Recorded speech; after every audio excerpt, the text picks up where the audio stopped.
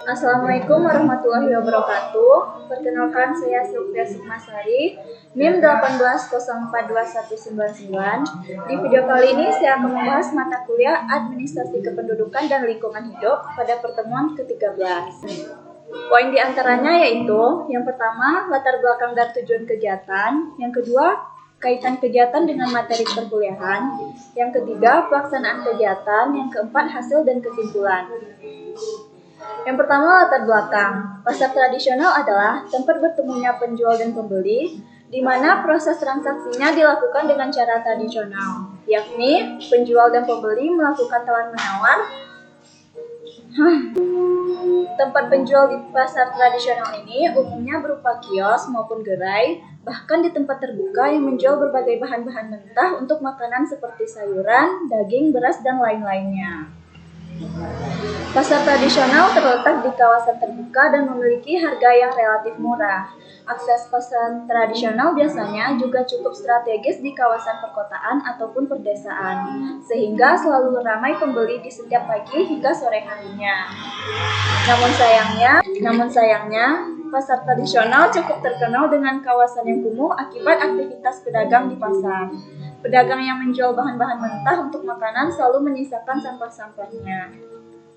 Sampah merupakan salah satu permasalahan umum akibat terus meningkatnya timbunan sampah. Peningkatan timbunan sampah tersebut disebabkan oleh pertumbuhan penduduk, perkembangan industri, urbanisasi, dan modernisasi.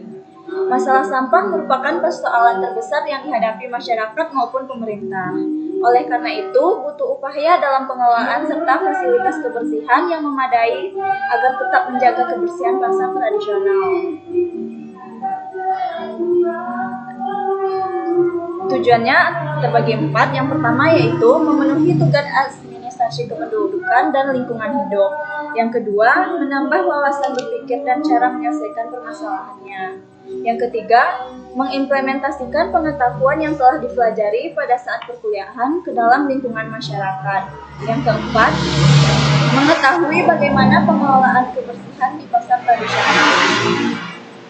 Kaitan kegiatan dengan materi perkuliahan ini yaitu peningkatan timbunan sampah di pasar tradisional disebabkan oleh pertumbuhan penduduk, perkembangan industri, urbanisasi, dan modernisasi.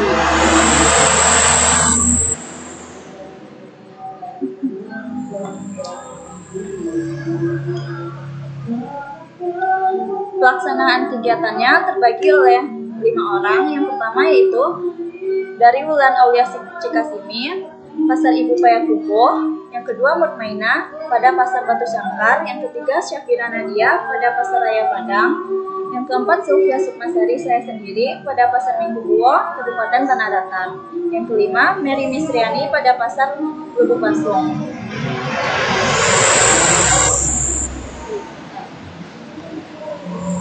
Kegiatan di masing-masing pasar tradisional terbagi 3. Yang pertama yaitu wawancara dengan organisasi pengelola pasar dan pedagang dari pasar tradisional tersebut. Yang kedua, melakukan kegiatan pembersihan sampah di sekitar pasar tradisional. Yang ketiga, pemberian informasi mengenai pengelolaan sampah dan edukasi tentang pentingnya kebersihan lingkungan pasar tradisional. Selanjutnya yaitu hasil kegiatan. Setiap pasar tradisional memiliki petugas kebersihan yang bertanggung jawab membersihkan sampah. Kemudian fasilitas seperti bak maupun bank sampah juga diberikan di beberapa pasar. Pasar tradisional Batu Sangkar pada Pasar Minggu Buo dan Pasar Lubuk Basung hanya dibuka pada hari tertentu. Walaupun memiliki petugas kebersihan, para pedagang masih belum bisa menjaga kebersihan dari pasar tersebut. Banyaknya sampah yang bertumpuk di sekitar pasar, bahkan menutupi jalan dan alternatif pasar. Selanjutnya yaitu dalam kasus pada Pasar Raya Padang, petugas kebersihan juga dinilai tidak setiap hari mengangkut sampah. Terlihat banyak sampah yang menumpuk dan berserakan di sekitar bak sampah tersebut.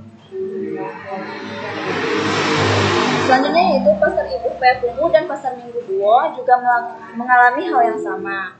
Sampah yang menumpuk di pinggir jalan dan gerbang pasar mengganggu aktivitas pengguna jalan. Berikut adalah kondisi dari Pasar Batu Sangkar dan Pasar Lubuk Basung. Jadi yang terakhir yaitu kesimpulan, bahwa masyarakat pasar ataupun pedagang masih memiliki kepedulian yang rendah terhadap kebersihan pasar. Yang kedua yaitu perlunya peran pemerintah yang lebih dalam mewujudkan pasar yang bersih. Yang ketiga, perlunya kesadaran dari seluruh masyarakat dalam menjaga kebersihan. Yang keempat, petugas kebersihan hendaknya melaksanakan tugas dengan baik. Mungkin hanya itu saja yang dapat saya sampaikan. Assalamualaikum warahmatullahi wabarakatuh.